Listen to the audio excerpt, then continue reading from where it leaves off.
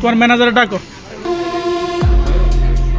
রাজধানীর নামী restaurant chain সুলতান ডাইন, যার কাচ্চির স্বাদ নিতে উন্মুখ থাকেন ভোজন রসিকরা। কিন্তু আপনি কি জানেন যে আভিজাত্যের জন্য আপনি চড়া মূল্য গুনছেন? তার ভেতরেই লুকিয়ে আছে চরম স্বাস্থ্য ঝুঁকি। এক গ্লাস বোরহানি আর তার ভেতর কিলবিল করছে জীবন্ত পোকা।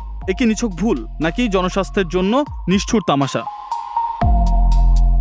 আইনজীবী উসমান গনি নোমান বন্ধুকে নিয়ে গিয়েছিলেন সুলতান ডাইনে, কিন্তু খাবারের মাঝে বোরহানির গ্লাসে যা দেখলেন তাতে চক্ষু চড়ক গাছ।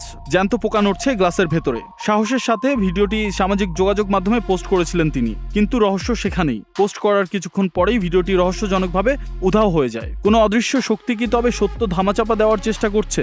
ভিডিওটা আমি আবার 3-4 ঘন্টা পর ফেসবুকে আপলোড করছি। এমন সময় তার 10-15 মিনিট বা ঘন্টাখানেক যাওয়ার পরেই আমার পোস্টটা আবার রিমুভ করে দেয় ফেসবুক কর্তৃপক্ষ, এবং আমার মনিটাইজেশনও লিমিট করে দেয়।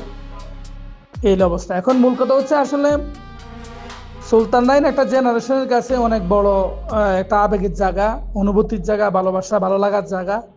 এখন ওদের এই খাওয়ার মধ্যে এটা পাওয়া সম্পূর্ণ একটা আনএক্সেপ্টেড ব্যাপার। বিষয়টি নিয়ে ম্যানেজারকে প্রশ্ন করলে তার উত্তর সহজ: এটি একটি অনাকাঙ্ক্ষিত ভুল। দেশের অন্যতম জনপ্রিয় এই প্রতিষ্ঠানের রান্নাঘরে তবে স্বাস্থ্যবিধির হাল কি?